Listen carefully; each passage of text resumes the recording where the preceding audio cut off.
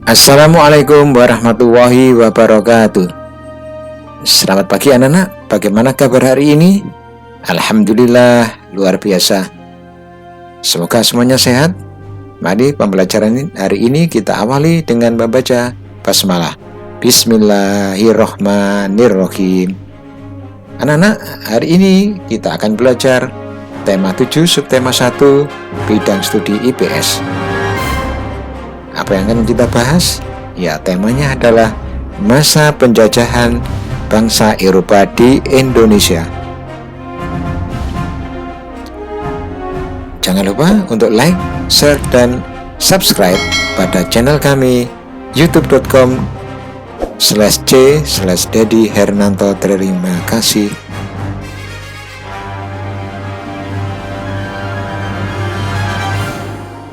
Peristiwa kebangsaan masa penjajahan. Masa penjajahan bangsa Eropa di Indonesia. Penjelajahan samudera yang dilakukan pada abad ke-15 menjadi salah satu alasan mengapa bangsa Eropa mendatangi negeri-negeri timur yang melimpah kekayaan alamnya, termasuk Indonesia.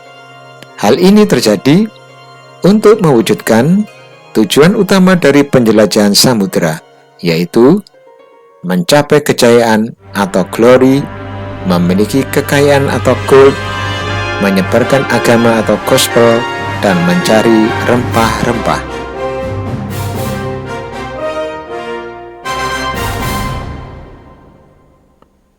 Perlawanan bangsa Indonesia terhadap penjajah. Berikut beberapa perlawanan yang dilakukan rakyat Indonesia. Yang pertama, Perjuangan Rakyat Maluku.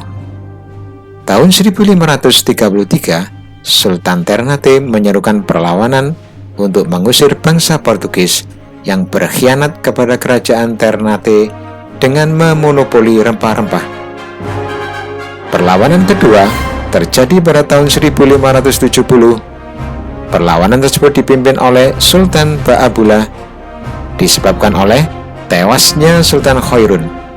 Portugis menyerah dan meninggalkan Maluku pada tahun 1575.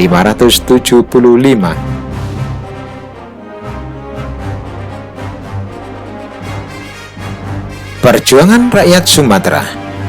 Di Aceh, perlawanan dipimpin oleh Teuku Cik Ditiro, Panglima Polim, Teguh Umar, dan Cut Nyak Din.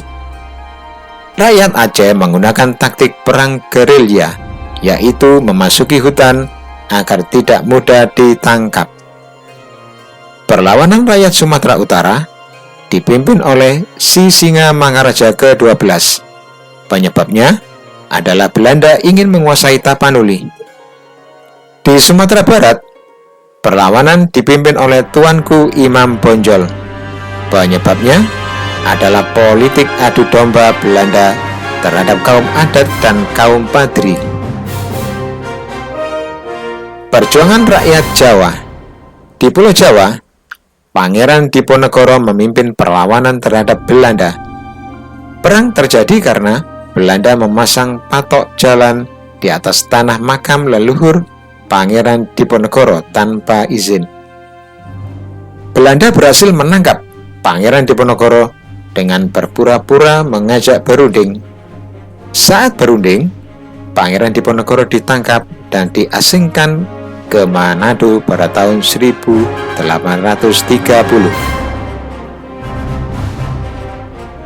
Perjuangan rakyat Bali. Sikap Belanda yang melanggar hukum Tawon Karang menjadi penyebab perlawanan rakyat Bali. Perlawanan dipimpin oleh I Gusti Ketut Jelantik di sekitar benteng Jagaraga, sehingga disebut Perang Puputan Jagaraga pada tahun 1846 sampai 1849. Perlawanan berakhir ketika Belanda dapat menguasai benteng Jagaraga. Perjuangan rakyat Kalimantan Selatan. Pangeran Antasari memimpin perlawanan rakyat Kalimantan Selatan. Penyebab perlawanan adalah sikap Belanda yang berusaha menguasai kerajaan Banjar. Belanda juga memonopoli perdagangan dan mencampuri urusan kerajaan. Perkembangan pergerakan nasional Indonesia secara umum Munculnya kebangkitan pergerakan nasional di Indonesia dipengaruhi oleh beberapa faktor seperti faktor internal, yaitu penderitaan rakyat akibat penjajah, lahirnya golongan-golongan terpelajar dan cendekiawan, sejarah kejayaan hidup kerajaan Indonesia di masa lalu. Faktor eksternal, kemenangan Jepang atas Rusia dalam perang tahun 1905, masuknya paham baru seperti nasionalisme dan demokrasi, kebangkitan nasional negara-negara tetangga seperti India dan Filipina. Demikian pembelajaran pada pagi hari ini. Baiklah, kita akhiri dengan membaca hamdalah. Alhamdulillahirabbil alamin. Assalamualaikum warahmatullahi wabarakatuh.